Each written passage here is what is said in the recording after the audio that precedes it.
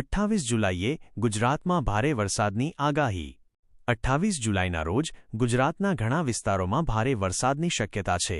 ખાસ કરીને બનાસકાંઠા અને સાબરકાંઠા જિલ્લામાં છૂટાછવાયા સ્થળોએ ભારે વરસાદ પડી શકે છે. આ ઉપરાંત નીચેના 21 જિલ્લાઓમાં પણ ભારે વરસાદની આગાહી છે. ઉત્તર ગુજરાત પાટણ, મહેસાણા, ગાંધીનગર, અરવલ્લી. મધ્ય ગુજરાત અમદાવાદ, સુરેન્દ્રનગર, ખેડા, મહીસાગર, દાહોદ, પંચમહાલ, આણંદ, વડોદરા, છોટા ઉદેપુર. દક્ષિણ ગુજરાત ભરૂચ, નર્મદા, નવસારી, વલસાડ. સૌરાષ્ટ્ર ભાવનગર, અમરેલી, રાજકોટ, બોટાદ. વિવિધ હવામાન મોડેલની આગાહી.